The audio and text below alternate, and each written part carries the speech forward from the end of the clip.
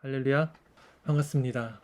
여러분, 제가 한번 테스트를 한번 해볼게요. 오늘 재밌는 거 컨닝 거 빨리 한번 말해보세요. 한 10번만 빨리 말해보세요. 5초 동안 해보세요. 했어요? 네, 문제 내겠습니다. 미국 초대 대통령 이름은 뭔지 아세요? 링컨이라고 대답하죠? 아니, 링컨 아니었죠. 예. 조지 워싱턴입니다. 이거 좀 어려웠나 봐요. 자, 두 번째, 꽃사슴을 빨리 10번만 해보세요.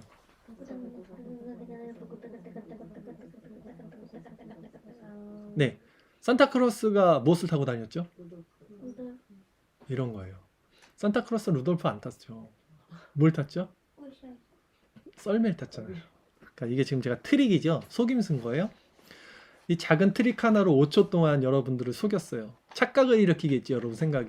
이렇게 우리 생각을 작은 트릭 하나로 착각에 빠뜨릴 수 있다면 지금 이 세상 공중 권세 잡은 자가 누구죠? 사단 마귀잖아요. 이 사단이 우리의 생각과 마음을 조종한다 그랬어요. 그럼 이 시대 정신을 통해서, 이 세상을 통해서 사단은 그 넓은, 우리 5초만 제가 이렇게 트릭을 써도 여러분들이 속는데 우리의 생각과 마음을 어떻게 장악하고 속일 수 있겠냐, 이 왜곡된 진실들을 우리 마음에 심어 놓을 수 있겠는가 라는 거죠. 우리는 얼마나 많은 착각과 오해를 하고 살아가는지 몰라요. 이것이 진실이라고 생각하는데 사실은 그건 다 왜곡된 거고 진실이 아니고 다 속고 있는 거예요. 근데 모르고 있는 거죠. 오늘은 그 지점에 대해서 말씀을 전하려고 합니다. 우리가 진실이라고 생각하지만 진실이 아닌 것들, 흔히 우리가 알고 있다고 생각했지만 전혀 알지 못하는 것들. 자, 오늘 설교 제목이 믿음과 기도예요. 믿음이, 기도, 이거 누구나 다 아는 겁니다. 교회 다니는 사람 치고 믿음이 뭐예요? 기도가 뭐예요? 정확하게 그것이 뭐다라고 말하기는 어렵지만 그래도 믿음이 대략 무엇인지, 기도가 무엇인지 모르는 사람이 어디 있겠어요. 근데 우리가 다 안다고 생각하는 이것에 착각과 오해가 있을 수 있다라는 말씀을 드리는 거예요. 그러니까 오늘 말씀은 어려울 수 있겠죠? 여러분들이 선지식 가지고 있던 생각으로 믿음은 이런 거야, 기도는 이런 거야, 이런 얘기를 하겠구나 라고 생각하는 그 관점을 가지고 들으시면 안 돼요. 그러면 뭐가 나오냐? 루돌프가 나오는 거예요.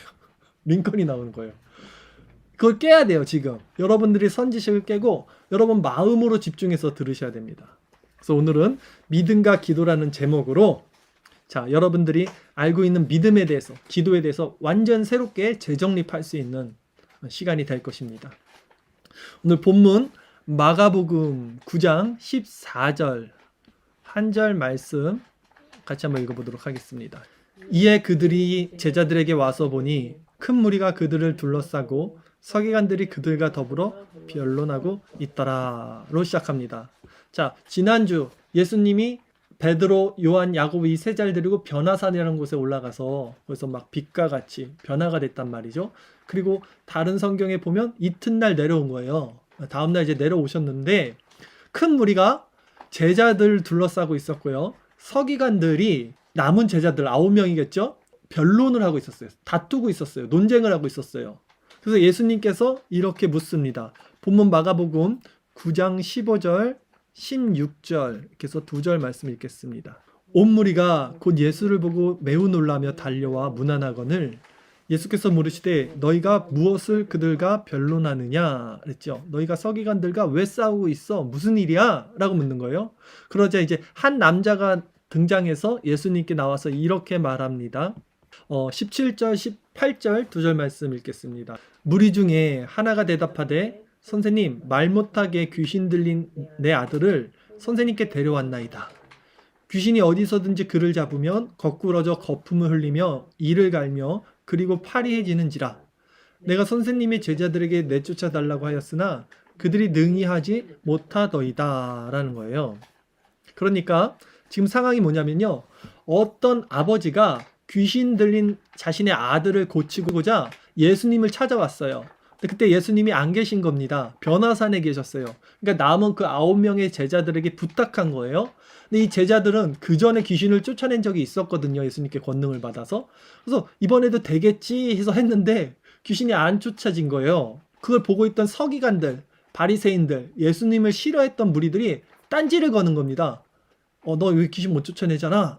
그러니까 이제 변론하는 상황이 일어나게 된 겁니다. 그 상황에 이제 예수님이 이렇게 말씀하시는 거예요. 마가복음 9장 19절 20절 대답하여 이르시되 믿음이 없는 세대여 내가 얼마나 너희와 함께 있으며 얼마나 너희에게 참으리요. 그를 내게로 데려오라 하시매 이에 데리고 오니 귀신이 예수를 보고 곧 그 아이로 심히 경련을 일으키게 하는지라 그가 땅에 엎드려져 구르며 거품을 흘리더라 라고 돼 있죠. 자, 이 말씀 1차적으로는 당시 제자들과 변론하고 있던 서기관들에게 하신 말씀이에요. 서기관들에게. 이 믿음이 없는 세대여 책망하는 거예요. 그러나 2차적으로는 그 자리에 있던 모든 사람들에게도 하신 말씀이에요. 오늘 이 성경을 읽은 우리들에게도 하신 말씀이라는 것입니다. 영적인 것은요, 여러분, 영적으로 분별해야 돼요. 영적인 것을 육적인 시각으로 해결하고 해석하려고 하면 항상 오류가 발생하고요. 간극이 생깁니다. 그래서 변론이 일어나는 거예요, 지금. 서기관들도 영적이지 못했던 거고 제자들도 영적이지 못했으니까 문제가 틀리면 정답이 나올 수가 없어요. 예, 그러니까 이들이 그냥 변론하고 있는 거예요. 문제 자체가 틀린 상태였던 거죠. 고린도전서 2장 13절 말씀 우리가 이것을 말하거니와 사람의 지혜가 가르친 말로 아니하고 오직 성령께서 가르친 것으로 하니 영적인 일은 영적인 것으로 분별하느니라. 그렇죠? 영적인 일은 영적인 것으로 분별한다고 성경이 말을 합니다. 그러면 영적인 것을 알기 위해서 필요한 것이 무엇일까요? 우리가 영적인 것을 알아야 돼. 그래야지 영적인 것을 분별해. 그러면 영적인 것을 알기 위해서 우리 어떻게 해야 됩니까? 필요한 것은 무엇입니까? 할 때 바로 믿음이 필요한 거예요. 우리는 믿음이라는 렌즈를 통해서 영적인 세계를 볼 수 있어요. 그래서 믿음은 바라는 것들의 실상이요 보이지 않는 것들의 증거라고 하는 거예요. 보이지 않는 것이 영적인 거잖아요. 그것을 볼 수 있는 증거가 바로 믿음이라는 거예요. 그러니까 우리는 믿음이라는 렌즈를 통해서만 영적인 세계를 볼 수 있다는 거예요. 히브리서 11장 1절 말씀 믿음은 바라는 것들의 실상이요 보이지 않는 것들의 증거니. 그렇죠? 이 보이지 않는 영적인 세계의 증거가 되는 것이 바로 믿음이라는 거예요. 그래서 예수님이 당시 상황을 믿음이 없는 세대여라고 말하는 거예요. 그 영적인 것을 분별하지 못하는 자들에게 믿음이 없다라고 말하는 거예요. 그렇게 책망하신 겁니다. 자, 분명히 영적인 일을 분별하기 위해서는 필요한 것이 믿음이라는 사실을 예수님께서 이렇게 말씀을 해주십니다. 마가복음 오늘 본문 9장 21절에서 24절까지 말씀이 쭉 한번 읽어볼까요? 예수께서 그 아버지에게 물으시되 언제부터 이렇게 되었느냐 하시니 이를 때 어릴 때부터이다. 귀신이 그를 죽이려고 불과 물에 자주 던졌나이다. 그러나 무엇을 하실 수 있거든 우리를 불쌍히 여기사 도와주옵소서. 예수께서 이르시되 할 수 있거든이 무슨 말이냐? 믿는 자에게는 능히 하지 못할 일이 없느니라 하시니 곧 그 아이 아버지가 소리를 질러 이르되 내가 믿나이다. 나의 믿음 없는 것을 도와주소서 하더라. 그렇죠? 믿음이 자꾸 나오는 거예요. 결국 보이지 않는 것, 그 영적인 것을 분별하기 위해서 우리에게 필요한 것이 바로 믿음이다 라는 것입니다. 자, 그렇다면 뭐 다 아는 얘기 하고 있네 이러지 마시고요. 잘 들으세요. 그렇다면 믿음이란 무엇인가? 우리는 믿음을 통해서 영적인 일을 분별할 수 있는데 그럼 무엇이 믿음인가? 예수님이 하나님의 아들이심을 믿는 것, 그것이 믿음의 본질이에요. 히브리서 12장 2절 말씀 한번 보겠습니다. 믿음의 주요 또 온전하게 하시는 이인 예수를 바라보자. 그는 그 앞에 있는 기쁨을 위하여 십자가를 참으사 부끄러움을 개의치 아니하시더니 하나님 보좌 우편에 앉으셨느니라 했죠.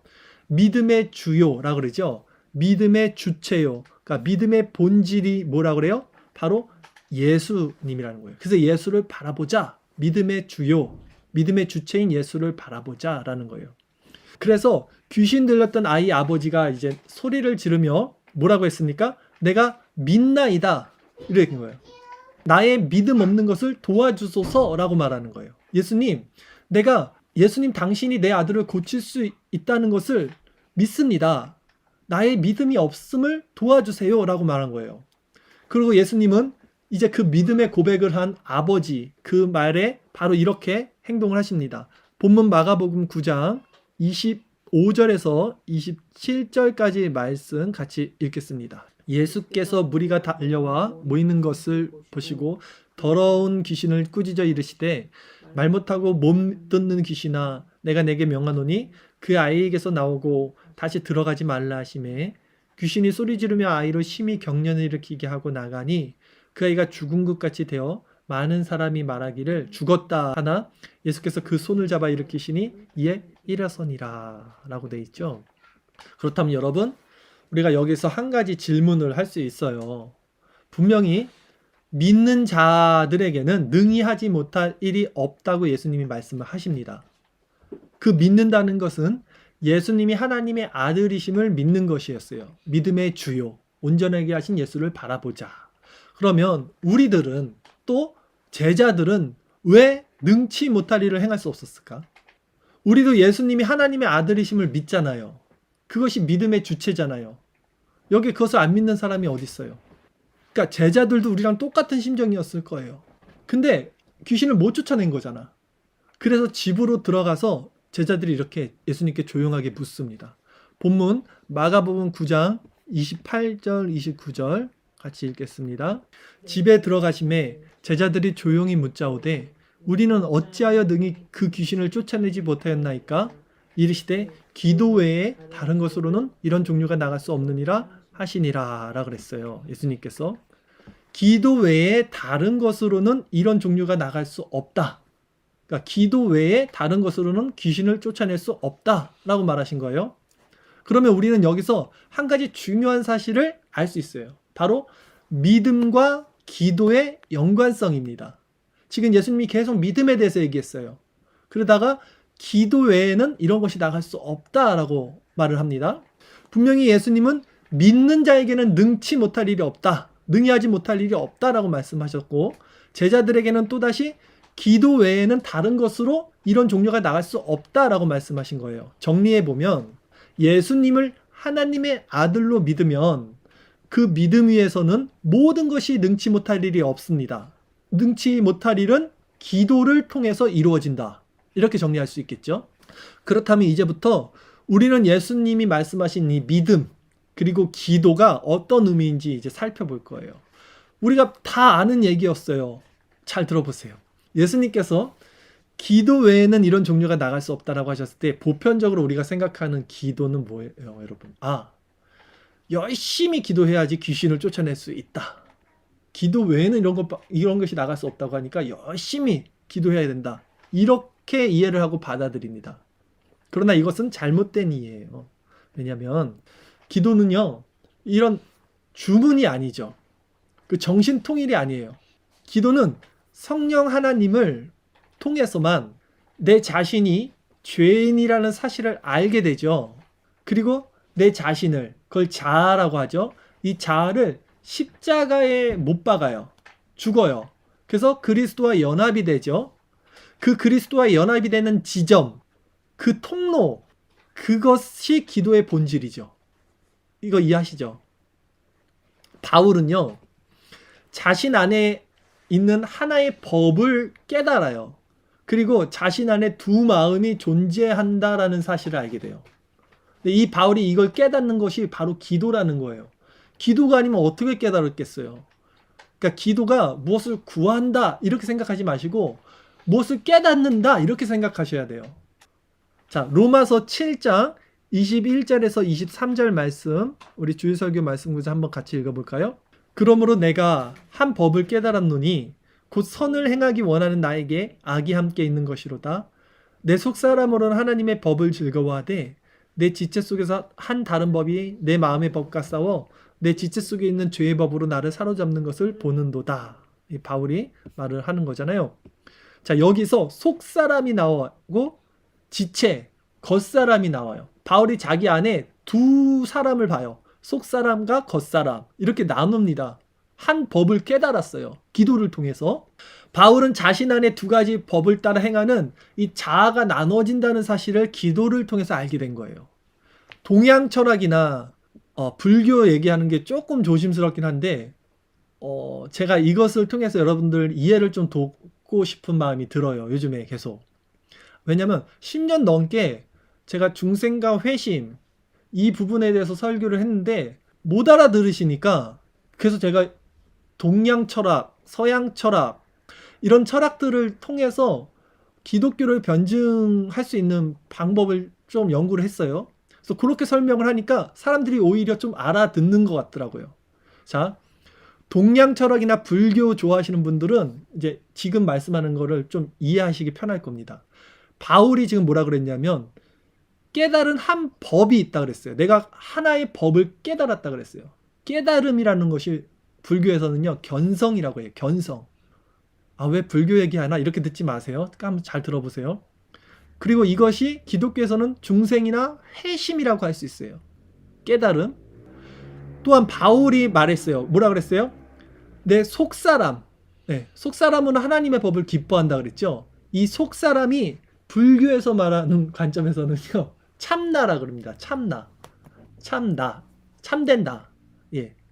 그리고 바울이 말한 겉사람이 있죠. 겉사람. 겉사람은 악을 행한다 그러잖아요. 이 겉사람은 불교에서 뭐라 그러냐면 에고라 그래요. 에고. 조금 이해가 가죠, 이게. 근데 불교는 그 참나가 무엇이다 이렇게 말하지 못해요. 불교에서도 이제 소승불교, 대승불교 이렇게 나눠지는데 다 이렇게 살펴보고 그들의 교리를 살펴봤더니 그 결론에는 도달하지 못해요. 그냥 에너지, 불변의 법칙 있잖아요. 에너지 보존의 법칙. 그러니까 이게 다 에너지인데, 그 참나가 현상이 에너지인데 결국 에너지는 계속 윤회한다. 이 우주 어딘가에 이렇게 돈다. 이렇게밖에 규결을 못 냅니다. 그러나 성경은 분명히 이렇게 말씀을 해요. 그 불교 동양 철학에서 말하는 참나의 자리, 그 견성이라 그랬죠. 깨달음. 그 자리가 바로 그리스도와의 연합된 회심의 자리랑 같아요. 그리고 우리는 그것을 누가 알려줍니까? 어떻게 알게 됩니까? 성령을 통해서 알게 된다 그러잖아요. 근데 기독교 진리는 이렇게 얘기하죠. 이게 윤회가 돼서 계속 에너지가 살아서 돌아다니는 게 아니라 한 번 죽는 것은 사람에게는 정해진 거고요. 또 죽은 후로는 심판이 있어요. 그래서 오직 하나님의 작정 안에서 택한 사람이 그리스도로 말미암아 하나님 나라에서 영원히 그분과 살게 된다. 이렇게 시작과 끝을 명확하게 말해주는 이 진리가 기독교 밖에는 없다는 것입니다. 자, 이런 관점에서 기도가 무엇인지를 다시 생각해 보자는 거예요, 제가. 기도는 즉 내 겉사람, 이것을 옛 자아라고도 성경은 말하죠. 내 옛사람 겉자아, 또 이것을 불교적으로는 에고. 그러니까 우리의 생각 있죠. 지금 여러분이 생각하는 거 있죠. 그게 에고예요. 그게 겉사람이에요. 그러니까 이 육체가 겉사람이 아니라 여러분이 생각하고 지금 막 느끼고 오감이라 그러잖아요. 그게 내 속사람인지 알잖아요, 여러분은. 내 내면으로 알잖아요. 그 내면이 아니라 그게 겉사람이에요. 그게 에고라고요. 근데 그 겉사람, 그 옛 자아가, 에고가 십자가에서 죽은 상태에서 이제 그리스도와의 연합을 통해서 그 속사람, 참나의 자리죠. 그 속사람을 통찰하는 눈이 생긴 거예요. 그 눈을 가지게 되는 것이 기도라는 거예요. 기도의 본질이라는 거예요. 제가 어렵게 얘기했어요, 지금. 근데 쉽게 말해서 한마디로 말하면 하나님과 연결되는 그 영적인 지점이 기도인 거예요. 그 통로, 하나님과 연결되는 안테나, 그 선, 그게 기도라는 겁니다. 그래서 영적인 세계를 알게 되는 거예요. 바울은 그것을 봤습니다. 그리고 그것을 로마서에 기록을 한 거죠. 근데 이 영적인 세계를 알 수 있다면 영적인 세계는 상위 차원입니다. 하위 차원은 우리 육적인 세계잖아요. 영혼 육이 있잖아요. 예. 영적인 것은 높아요. 육적인 것보다. 그래서 이 상위 차원, 영적인 세계를 이해할 수 있다면 하위 차원에서 자유할 수가 있어요. 이해 가시나요? 그러니까 상위 차원은 하위 차원을 조정할 수 있어요. 마음대로 할 수 있어요. 점으로 이루어진 것이 선을 이해할 수 없잖아요. 근데 선은요, 점이 뭔지를 알아요. 점들이 모인 게 선이잖아요. 네. 면은요, 공간을 이해할 수 없어요. 근데 공간이라는 것은 면을 이해할 수 있어요. 면이 모인 것이 육각형이 모여서 공간이 되는 거잖아요. 그렇죠? 이렇듯 상위 차원을 이해하게 되면 하위 차원을 조정할 수 있고 자유할 수 있다는 거예요. 근데 하위 차원에서는 절대로 상위 차원을 이해할 수도 없고 조정할 수도 없죠. 그렇기 때문에 영적인 세계를 우리가 정말 알게 되면 육적인 세계를 우리가 자유할 수 있게 된다는 거예요. 이것이 성령이 생명의 법이 죄와 사망의 법에서 너를 해방했다고 바울이 말하는 지점이에요. 성령의 생명의 법이 뭐예요? 상위 차원이에요. 이 영적인 거예요. 그래서 죄와 사망의 법은 뭡니까? 우리 현실 세계에 3차원, 4차원이 시공간이 있는 이것에서 너희가 해방될 수 있다는 거예요. 그 영적인 차원을 깨달아서. 로마서 8장 1절 2절 말씀 우리 한번 같이 읽어볼게요. 그러므로 이제 그리스도 예수 안에 있는 자에게는 결코 정죄함이 없나니 이는 그리스도 예수 안에 있는 생명의 성령의 법이 죄와 사망의 법에서 너를 해방하였음이라 가지고 이 바로 생명의 성령의 법이 바로 상위 차원, 죄와 사망의 법이 바로 지금 우리가 생각하는 하위 차원. 그러니까 우리가 생각하는 거, 우리가 사고하는 거, 내 내면 이게 지금 죄와 사망의 법이라는 거예요. 그래서 왜 정죄함이 없습니까? 겉사람의 상태를 벗어나서 이 속사람의 상태 안에 있기 때문에, 이 상위 차원 안에 있기 때문에 이제는 더 이상 하위 차원이 우리를 정죄할 수가 없게 되는 거예요. 여기를 벗어나게 되는 거라는 거죠. 이런 관점에서 기도가 무엇인지를 우리는 다시 한번 생각해 봐야 돼요. 그러니까 겉사람의 상태에서 겉사람, 에고, 내 생각, 내 마음, 내 오감, 이게 다 겉사람입니다. 네, 이 관점에서 무엇을 구하는 것이 기도가 아니라는 거예요. 근데 우린 다 여기서 구해요. 내가 전심을 다해서 하나님께 구해요. 근데 그 전심이라는 게 바로 이 겉사람이야. 내 에고, 내 생각이야. 내가 원하는 것들, 내 바램, 이거를 가지고 기도하는 거예요. 그거는 샤머니즘이죠. 기도가 아니라 하등 종교에서 하는 거, 비나이다. 기독교에서 말하는 기도는 그게 아니에요. 그러니까 근데 우리가 다 기도를 그렇게 알고 있어요. 이거를 깨우쳐야 돼요, 여러분. 그래서 예수님께서 영적인 세계에 대해서 말씀을 지금 하시면서 기도 외에는 이런 종류가 나갈 수 없다고 하신 거예요. 기도로 막 열심히 정신통일해서 귀신을 쫓아내라는 게 아니라 영적인 차원을 니네가 이해하고 그 속으로 들어가야지만 이 하위 차원인 육적인 세계를 통제할 수 있고 자유할 수 있는 힘이 생기는 거예요. 이 현상계, 이 육적인 세상, 이 겉사람이 보는 이 눈, 이 현상계를 통해서 현상계를 보는 것이 아니라 상위 차원인 영적인 것을 통해서 영적인 것을 볼 수 있어야 이 현상계를 컨트롤할 수 있는 거예요. 그래서 본문과 같은 내용이 다른 성경에 지금 4번에 이제 기록이 되어 있는 구절 중에 이제 없음이라는 구절을 살펴보면 기도 외에는 이런 종류가 나갈 수 없다라는 부분에서 추가되는 말이 있어요. 기도와 금식 외에는 이런 류가 나가지 않는다라고 말씀을 해요. 4번 성경을 단쪽으로 살펴보면. 그러니까 금식, 그러면 사람들이 또 이렇게 생각해요. 아, 귀신을 쫓아내려면 금식 기도를 해야 되는구나. 그게 아니라고요. 그건 겉사람이 생각하는 것이지 그게 아니라는 거예요. 지금 제 말은. 금식 역시 밥을 굶는다. 그래서 전심으로 내 에고로서 기도한다. 정신통일하자. 이게 아니라 내 육적인 수단. 금식이라는 것이 밥을 안 먹는 거잖아요. 내 육적인 생각, 이 사고를 끊어내고 더욱 영적인 사고 안으로 들어가는 단계를 의미하는 거예요. 그러기 위해서 금식을 해야 된다는 거예요. 기도를 해야 된다는 겁니다. 그 얘기하는 거예요. 그렇다면 이제 우리 기도 생활은 이제 어떻게 변해야겠어요, 여러분? 우리는 기도를 통해서 영성 훈련을 해야 되는 거죠. 그 영적인 것, 신령한 것을 깨달아 알게 되는 거예요. 그러니까 이런 훈련을 하는 것이 왜 중요하냐면 공중 권세 잡은 사단이 지금도 우리의 생각과 마음을 조정하고 있고 속수무책으로 우리는 이 안에서 살고 있어요. 그러니까 이 에고 안에서, 이 겉사람 안에서. 왜? 죄에 팔려버렸기 때문에 우리의 지정의가 무너졌기 때문에 공중 권세라는 것이 생각과 사고를 의미하잖아요. 스카이가 아니라. 그러니까 우리는 죄에 팔려서 이미 벗어날 수가 없어요. 그래서 기도하고 묵상하고 깨어서 금식하라는 거예요. 그래서 그 영적인 차원으로 들어가기 위해서. 그래서 아침에 말씀 묵상하는 것도 그냥 말씀을 보고 거기서 내가 교훈을 찾아내는 게 아니에요. 그 교훈을 찾아내는 것은 겉사람에 속한 거죠. 그건 우리 에고가 하는 거잖아요. 하나님의 속성을 발견하고 그리로 따라가는 영적인 훈련을 하는 것입니다. 그래서 이런 훈련을 하면요, 말씀 묵상도 우리가 날마다 하잖아요. 그러니까 방향을 잡을 수 있어요. 뭔가 깨닫게 돼요. 알게 돼요. 아, 내가 속고 있었구나. 내가 방향을 잘못 잡고 살고 있었구나. 절대 못 깨달아요. 다 속임을 당하고 사니까. 우리 에고 자체가 우리는 생명이라고 생각하는데 사실은 우리의 이 겉사람 자체는 죽은 상태인데도 그 안에서 우리는 살았다고 생각하고 그 안에서 삶과 죽음과 선과 악을 나눠버린다니까요. 이해하십니까? 그러니까 내 안에 두 가지 마음이 있다는 것을 볼 수 있게 될 때요.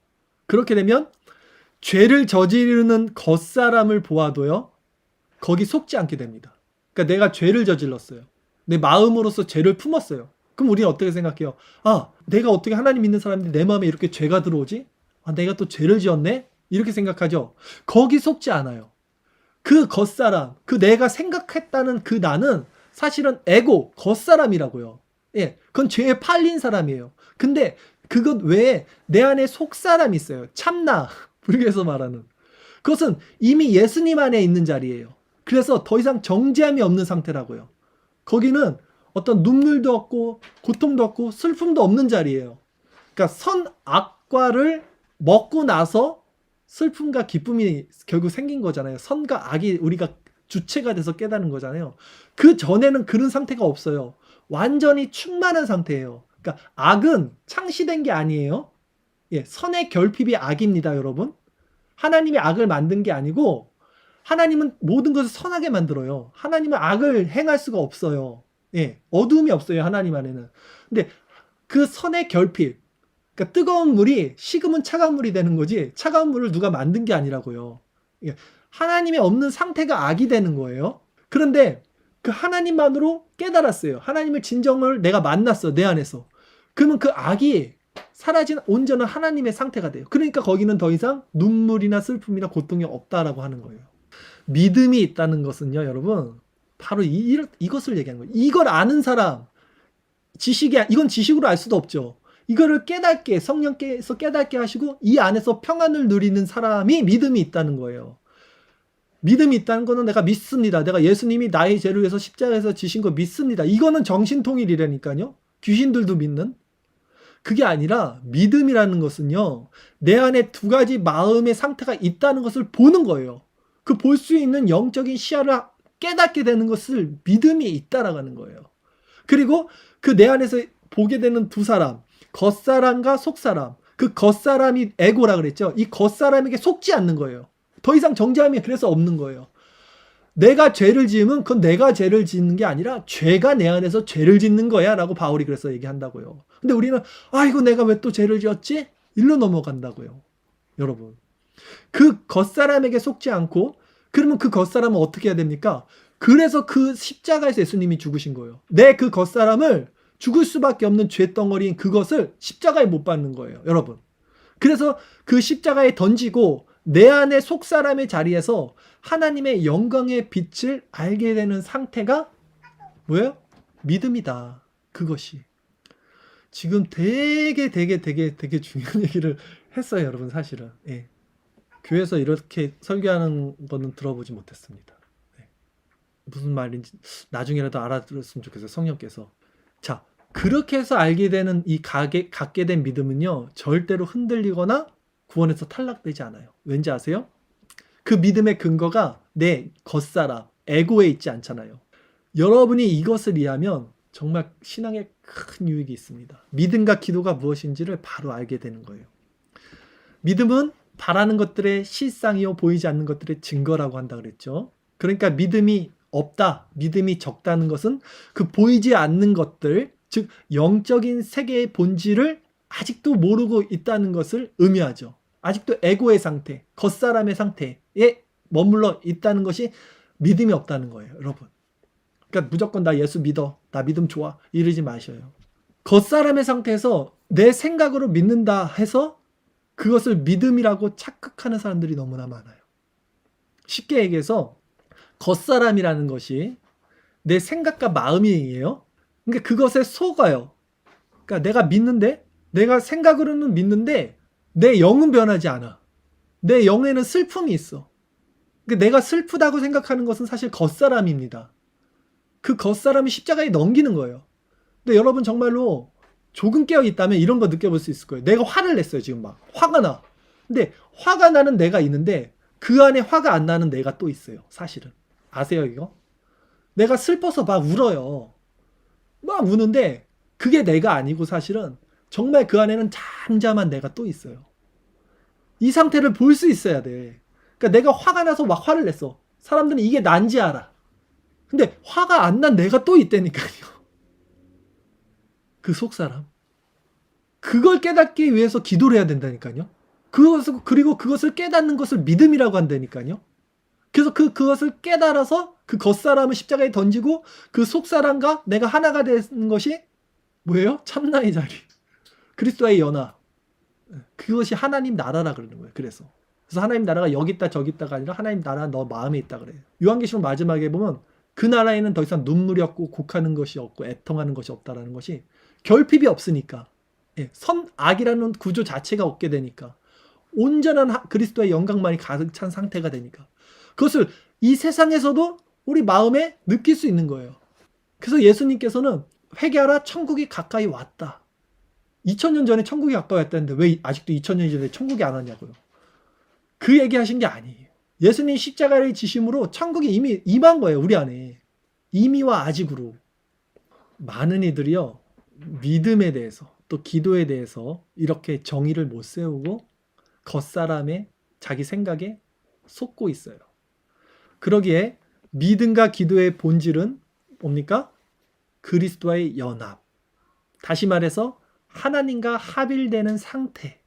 그래서 예수님이 내가 아버지 안에 있는 것 같이 너희는 내 안에 있어야 된다고 말해요. 그러니까 예수님 뭐라 그랬냐면 너희가 하나님 안에 있어야 된다는 말을 안 해요. 우리는 하나님 안에 있을 수가 없어요. 하나님 영이시고 우리는 육체잖아요. 상위 차원이잖아요. 하위 차원이 상위 차원으로 들어갈 수가 없다니까요. 상위 차원만이 하위 차원을 조정할 수 있어요. 그래서 예수님이 너희는 하나님 안에 거하는 게 아니야. 그리고 하나님 볼 수 없어. 오직 하나님을 본 자는 나밖에 없다라 그래요. 예수님이. 예수님은 하나님이셔요. 그러면서도 인간인 거예요. 아주 신묘막측한 상태인 거예요. 예수님만이 신성과 인성을 가지신 분이에요. 그래서 예수님이 우리는 아버지를 못 보지만 하나님이 누구신지를 우리가 갖고 있는 오감으로는 이해가 안 돼요. 인지가 안 돼요. 감지할 능력이 없어요. 우리 포착할 수가 없어. 하나님을 우리는 겉사람이 포착한다니까요. 우리는 자꾸. 그래서 내가 겉사람으로 포착한 그것을 하나님이라고 알고 있어요. 그거는 내가 만들어낸 상이에요. 내가 만들어낸 우상. 내 겉사람, 내 에고가 만들어낸 하나님은 이런 거야 라고 만들어낸 상이라고요. 그건 하나님이 아니야. 우리는 인지를 할 수가 없어요. 그러나 예수님은 인지를 하잖아요. 그래서 예수님은 하나님 안에 있어요. 그래서 예수님 뭐라 그러냐면 내가 아버지 안에 있는 것 같이 너희는 나의 안에 거하라 그래요. 하나님 안에 거하는 게 아니라. 그러면 너희와 나와 하나님은 하나가 된다는 거예요. 그 신성과 인성을 가진 예수님만이 우리를 하나님께로 연결해 줄 수 있는 거예요. 그래서 십자가에서 죽으신 거예요. 예수님이. 우리는 예수님을 통해서만 하나님을 볼 수 있고 하나님과 하나가 될 수 있는 거예요. 왜? 예수님이 육체를 입고 오셨기 때문에 가능한 거예요. 이게. 그래서 그 육체를 통해서 보지 않은 모든 동양 철학, 서양 철학, 모든 종교들은 그것이 있어. 이데아가 있어. 로고스가 있어. 그것을 도라고 하자. 그것을 그냥 우리가 진리라고 하자. 우주라고 하자. 에너지라고 하자.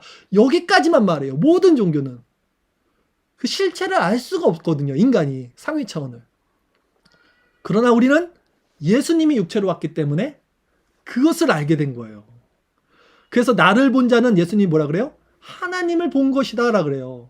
근데 왜 나를 봤으면서도 하나님을 보여달라고 하냐라고 그러는 거예요. 그래서 요한복음 14장 9절 말씀 한번 읽어볼까요?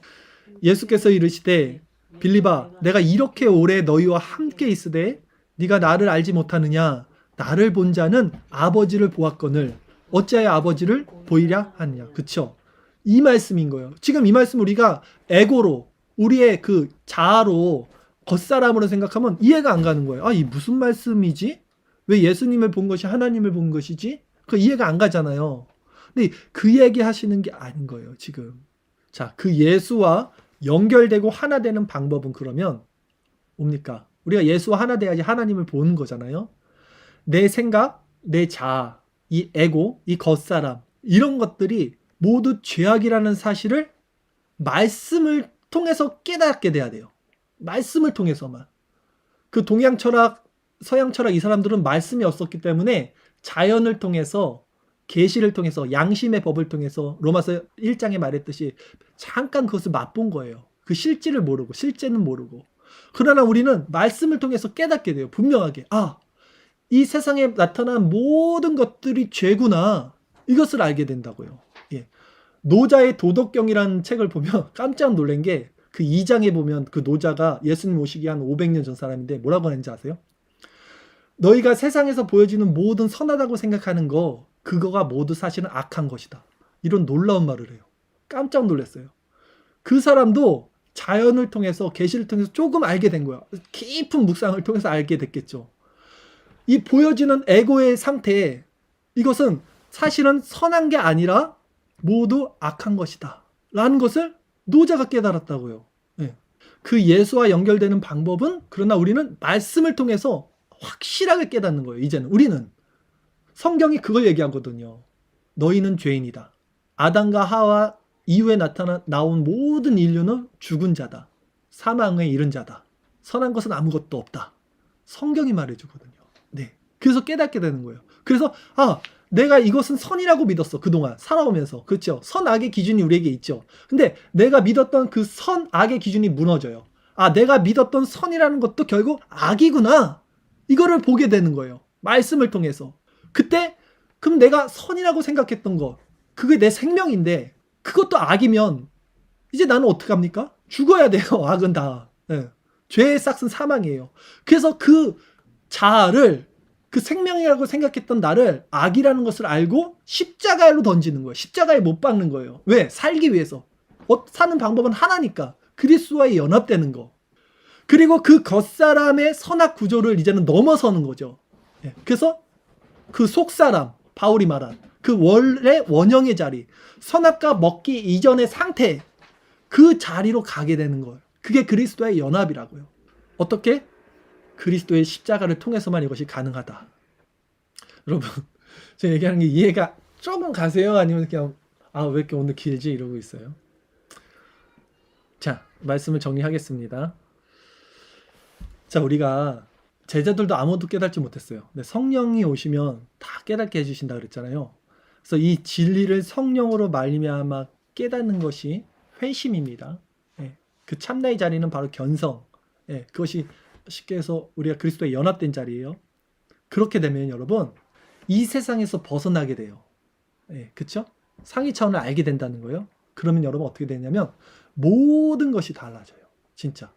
이 상태를 1초만 경험해도 여러분 삶은 완전히 변합니다. 왠지 아세요?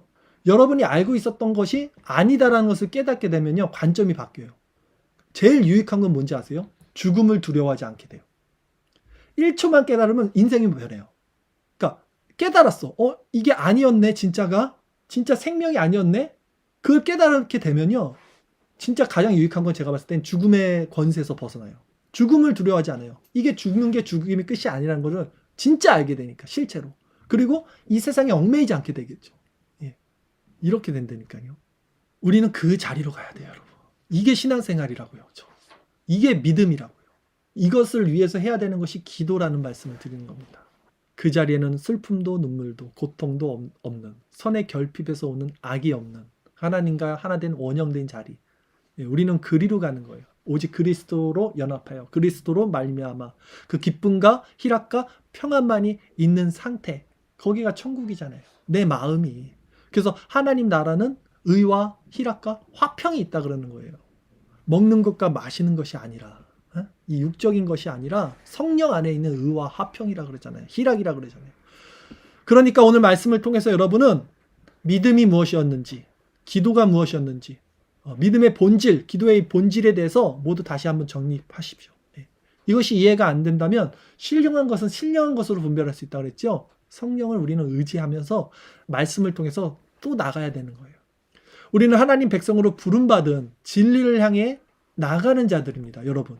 십자가 복음 안에서 이루어진 이 믿음과 기도의 본질이 무엇인지를 계속해서 묵상하십시오. 이게 설교 한 번으로 끝내지 마시고, 본문에 나오는 이 아이의 아버지, 귀신 들린 아이의 아버지가 뭐라 그랬어요? 내가 믿나이다라 그래요. 근데 뭘 믿는지 자기도 몰라, 이 사람 지금. 그냥 내가 믿어요. 예수님이 하나님의 아들인 거, 예수님이 우리를 구해줄 수 있는 거 내가 믿습니다. 이 얘기한 거예요. 근데 뭐라 그럽니까? 이어서 나의 믿음 없음을 도와주소서. 이게 솔직한 것 같아요. 네. 내가 뭔지는 모르겠는데요. 오늘 말씀을 들으니까 뭐가 있는 것 같네요.